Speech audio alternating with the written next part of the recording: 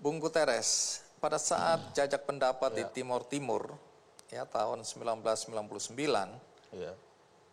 posisi atau jabatan Anda apa ya? Tadi saya menyebutnya Wakil Panglima Pasukan Pejuang Integrasi. Pro Integrasi. Ya, betul. Ini pasukan apa sebenarnya? Sebuah pasukan yang dibentuk oleh pro integrasi waktu itu di perbatasan waktu itu tahun 74-75 yang kemudian menjadi partisan itu kan. Itu yang kemudian Tujuannya apa dulu? ya tujuannya yang saya tahu mereka dibentuk untuk masuk ke Timur Timur melawan pasukan Fretilin. Pada saat Anda sudah dewasa, tahun berapa Anda menjadi Wakil Panglima? Tahun 98 saya ditunjuk sama Pak John da Silva Tavares sebagai wakil panglimanya dia untuk memimpin pasukan. Nanti saya akan tanya, apakah pasukan itu dipersenjatai ya? Ya jelas mereka punya senjata. Anda juga pegang senjata? Saya punya senjata. Baik. Nah, kembali ke belakang sedikit ya. Ya. Kenapa waktu itu ketika jajak pendapat, Ya. Anda meyakini bahwa memang posisi Anda harus pro integrasi? Kenapa nggak pro kemerdekaan? Apa yang membuat Anda kemudian berpikir, ya saya ini adalah orang yang berpihak pada integrasi? Artinya tim-tim jangan lepas menjadi merdeka. Ya. Kenapa? Karena begini ya. Kalau mau dibilang korban itu saya korban dari dua-duanya. Di mana peristiwa 59 saya kehilangan. Om itu dari keluarga dari mama saya semua itu hilang semua itu tahun 75 sampai dengan 99 itu adalah keluarga dari om mama saya. Sedangkan keluarga dari bapak saya juga habis. Saya korban dari dua-duanya gitu. Tapi kan saya kan juga harus realistis. Tidak boleh memaksakan kehendak begitu, ya. Walaupun saya kehilangan semua dua-duanya. Saya mencoba belajar bagaimana Timur Timur itu dijajah oleh Portugis selama 450 tahun. Apa yang dia lakukan? Yang dia lakukan itu adalah pembantaian. Yang dia lakukan itu adalah merampok seluruh harta kekayaan orang Timur Timur. Kalau kita bicara di bidang pendidikan, hanya 3 orang atau 4 orang yang sarjana. Itu kita belajar dari situ. Lalu kemudian kita juga belajar bahwa bagaimana Timur Timur dengan integrasi dengan Indonesia, apapun namanya waktu itu, luar biasa. Perubahan luar biasa. Saya waktu itu kenapa memilih menjadi Indonesia? Karena alasan tadi.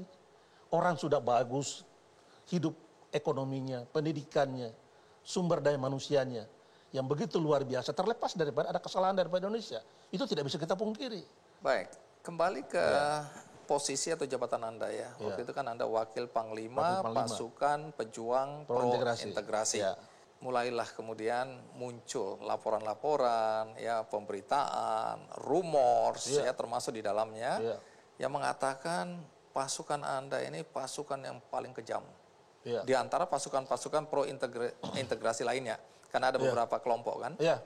Nah, ada peristiwa gereja Likuisa. Nah, di distrik Likuisa ya. Iya, Likuisa.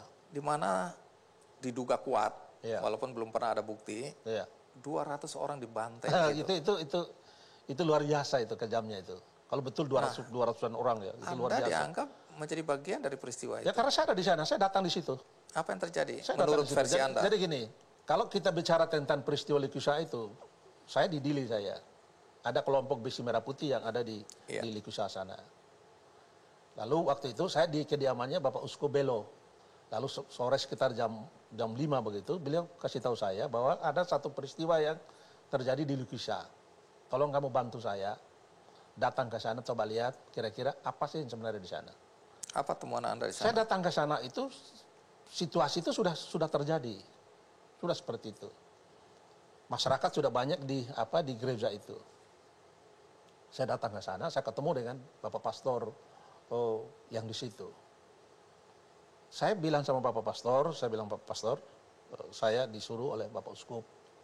Saya datang kemari, saya ingin lihat apa sih yang sebenarnya terjadi.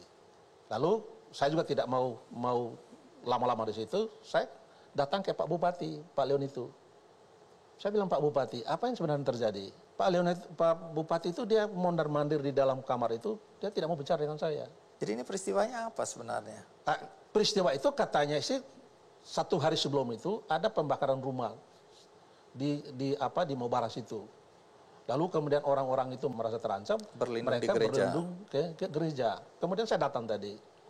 Nah, maksud saya kalau misalnya pastor dengan Pak Bupati itu bisa saling ketemu, kita mau mengeluarkan orang itu untuk dipulangkan kembali. Tapi mereka nggak mau, tidak mau di situ. Lalu apa yang terjadi? Akhirnya saya bilang kalau memang seperti begini, ya udah, saya pulang. Jadi Anda tinggalkan tempat Saya tinggalkan, saya pulang. Saya sudah sampai di pertengahan jalan, baru kemudian terjadi lagi begitu, saya balik lagi ke sana. Memang sudah ada kejadian seperti itu. Ada 3, 4, sampai 5 orang ada sudah geletak di depan. Kalau dibilang 200? Wah itu luar biasa jahatnya. Itu tidak. Makanya tadi saya bilang kan. Menurut temuan Anda tidak semuanya? Menurut saya tidak. Saya ada di sana. Lalu kemudian besoknya itu saya sendiri yang kawal kembali Bapak Uskup Belo datang ke gereja di situ. Jadi keberadaan Anda di sana 2 kali tadi itu yang menyimpulkan orang bahwa Anda terlibat dalam... Oh tidak, saya justru datang sana itu sebenarnya mau membantu, mau menyelesaikan. Karena persoalan ini kan antara orang Likisa dengan orang Likisa. Ya itu persoalan mereka di situ. Jadi tuduhan bahwa Anda terlibat itu bagaimana? Itulah kan orang menuduh bahwa seakan-akan saya paling bertanggung jawab. Bagi saya tidak masalah. Oke lah saya bertanggung jawab itu. Tapi saya harus katakan bahwa kelompok Likisa dengan kelompoknya saya yang di juga kadang-kadang juga tidak akur. Jadi kalau misalnya kita datang mereka akan anggap kita bahwa kita mencampuri urusan mereka walaupun kita sebagai pimpinan. Ya kan? Jadi hati-hati kalau kita mau menolong orang, bukan tidak mau menolong orang. Jadi bukan kelompok Anda yang melakukan pembantaian atau pembunuhan. Oh, tidak. Anda ingin menyelesaikan, tapi kalaupun dianggap gagal, itu karena Anda tidak mampu menyelesaikannya. Iya, makanya kan kalau misalnya Bupati saja sudah tidak mampu, Pak Dandim saja di situ sudah tidak, ya kan? Pastor juga berisi keras tidak, apalagi saya yang orang Dili yang datang ke situ. Jadi oke lah tuduhan-tuduhan itu bolehlah dituduhkan kepada saya karena saya waktu itu posisi saya sebagai wakil panglima. Tapi bukan berarti wakil panglima itu sudah menguasai seluruh kekuatan pasukan yang ada di sana. Baik. Jadi itu di luar kuasa Anda yang mengatakan itu ya. Nah, tadi Anda sempat bilang bahwa ya Anda pegang senjata. Saya pegang senjata. Pada saat itu ya. Saya pegang senjata. Kalau boleh tahu senjata itu dari mana? Senjata itu? Iya. Senjata itu adalah senjata yang dimiliki oleh partisan-partisan tadi. Oke, ini senjata tak bertuan ini ya? Iya, partisan-partisan itu tadi. Ini bukan senjata organik militer Republik Indonesia? Bukan, itu senjatanya kan M16 itu kan buatan Amerika itu.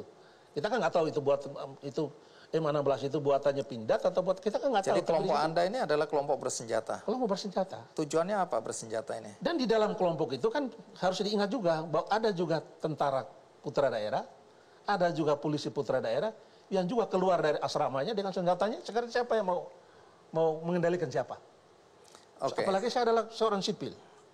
Anda yang bersenjata. Anda pegang senjata. Saya pegang senjata. Padahal Anda orang sipil tadi ya. Saya orang sipil. Ini pertanyaan yang harus dijawab dengan jujur. Iya, saya jujur. Apakah Anda pernah membunuh orang? Saya tidak membunuh orang. Kalau jujur, saya tidak membunuh orang. Anda berani dengan tangan bersumpah sendiri, di sini? Saya tidak. Tapi kalau orang-orang yang kelompok di luar sana yang membunuh, lalu dia anggap bahwa saya harus bertanggung jawab karena mereka adalah anggota saya, iya. Terkesan dari jawaban Anda ini kan kelompok itu bergerak tanpa sepengetahuan Anda atau bukan atas perintah Anda. Tapi apakah Anda pernah memerintahkan kelompok Anda untuk membunuh kelompok lain? Saya tidak memerintahkan siapa untuk membunuh. Kalau waktu itu betul saya merintah, mungkin mereka yang sekarang jadi pejabat-pejabat di sana itu, mungkin sudah nggak ada. Ya, coba tanya sama pejabat-pejabat yang sekarang di situ tuh, banyak yang mereka harus berterima kasih kepada Enrique Guterres. Karena apa? Hari ini mereka bisa menjadi pejabat karena Enrique Guterres. Salah satunya seperti ketua parlemen yang hari ini. Dan siapa? Itu diakui. Yang Anasito Guterres itu, kalau bukan saya, mungkin dia juga sudah nggak ada. Apa jasa Anda sehingga mereka? Karena waktu itu mereka terancam. Termasuk itu ketua parlemen yang Fernando Lasama. Padahal ini adalah kelompok yang berbeda. Ini bukan berbeda lagi, Bang. Waktu itu kan yang pikirkan itu adalah kemanusiaannya. Iya. Jadi ada yang bisa kita selamatkan, ada yang memang kita nggak bisa kita selamatkan.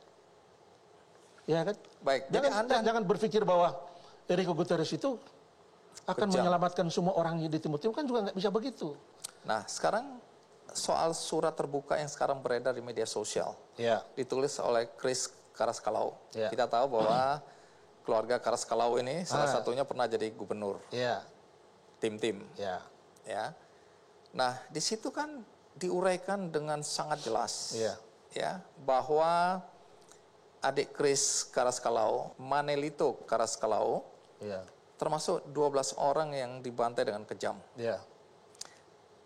Chris Karaskalau di dalam surat itu memang tidak menyebutkan bahwa Andalah pelakunya, tapi Anda memerintahkan kelompok itu untuk membunuh 12 orang itu, walaupun diduga bukan cuma 12 orang, tapi ada 150 lainnya korban. Itu rumah begitu kecil kok, bagaimana 100 sekian Dan Anda adalah aktor Ya, oke. yang membuat peristiwa itu terjadi. Ini begini, karena persoalan lanjutan dari Liquisa tadi itu, bapaknya ini bawa orang mau bara dari Liquisa itu simpang di rumahnya. Bukan orang Dili. Ada keributan di apa namanya di Liquisa sana. Bapaknya datang ke sana, bawalah orang-orang mau bara itu taruh di rumahnya. Di situ waktu itu. Lalu kemudian ada tanggal 17 April itu kita apel akbar Panswakarsa di apa namanya di depan kantor gubernur itu. Lalu kemudian di situ juga orang besi merah putih dari Liquisa pada waktu itu. Saya masih di kantor gubernur. Yang dari Liquisa sudah sampai di rumahnya Manel Karaskalau. Sudah terjadi begitu, malah justru banyak orang yang ada di rumah Manel Karaskalau itu kita ambil taruh di tempat saya. Setelah 3 hari baru saya hubungi orang tuanya dan dikembalikan. Soal tuduhan bahwa Anda yang memerintahkan pembunuhan itu? Silakan dibuktikan kalau betul waktu itu saya perintahkan. Tapi saya mau bilang bahwa terlepas dari apapun yang mereka ngomong, silakan saja. Saya sudah diproses untuk kasus itu. Saya sudah diadili untuk kasus itu. Saya sudah bertanggung jawab untuk kasus itu. Lepas dari Anda sudah dibebaskan secara hukum melalui proses hukum, tapi Anda memerintahkan nggak pembunuhan itu? Saya tidak perintahkan. Kalau waktu itu saya perintahkan sudah habis itu. Jadi tidak benar itu. Tapi kalau bilang bahwa keluarga Manel Karaskalau itu perlu dikasih pelajaran, iya. Oke, jadi Anda menyetujui dikasih terjadinya peristiwa itu, tapi bukan Anda yang memerintahkan. Tidak. Ini clear ya. Kalau memerintahkan itu habis itu, Dili habis itu. Anda dan kelompok Anda mengobrak-abrik, membumi hanguskan, menghancurkan Dili. Apa hubungannya dengan penghancuran Dili?